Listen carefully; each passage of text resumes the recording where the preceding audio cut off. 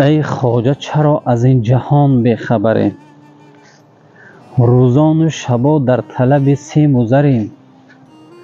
سرمایه ای تو در این جهان یک کفن است، آن دم به گمان است که بری یا نبری. نمک در کام ها شیرین تر از شهد و شکر گردد.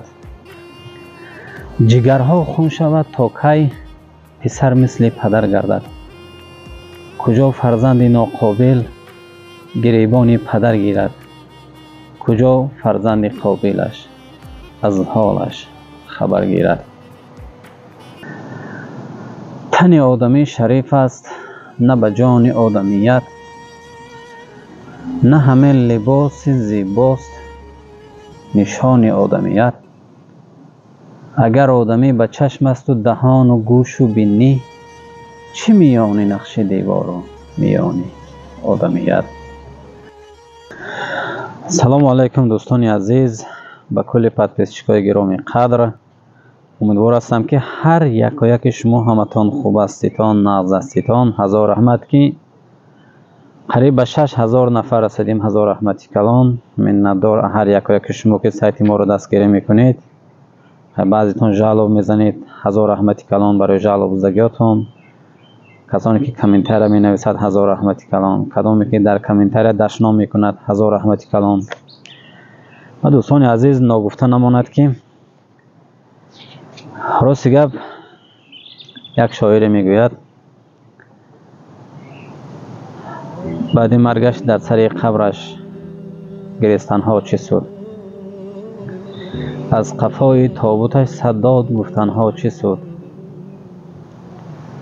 حالتی که زنده بود قدرش نکردی ناخلف، سنگ بی جان بر سر گورش گذاشتن ها چه سود.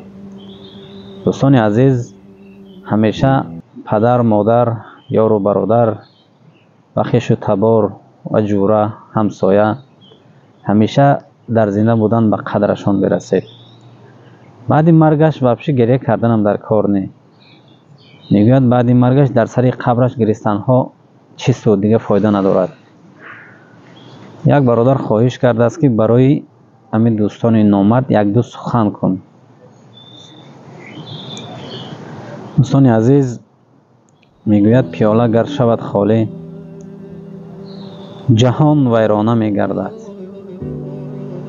و وقتی تنگ دستیت رفیق بیگانه میگردد، مشب هم صحبت نامرد که کامت تلخ میگردد. مصیبت میکشد مرد که با نامرد میگردد. همیشه دوستان عزیز در حیات مرد شدن نکار، دستی یک دیگر گرفتن نکار. در این دنیا میگود نه من مانم نه آن شاه و نه آن سلطان. در این دنیا نه من مانم نه آن شاه و نه آن سلطان. بماند جاودان مهر و محبت خوبی انسان. بعضی بود هستند آدمایی که با در تگ این سخنای من بسیار با سخنای کبیر میگویند. شاید که به هر یک شما پسند آمده باشد. هزار رحمتی کلان دوستان عزیز. برای کامنتاری خوب می نویسیتان، لایک میمونیتان. هزار رحمتی کلان. همیشه ما برای شما ویدیوهای نو را پیشکش میکنیم. خدا خواهد. هزار رحمت.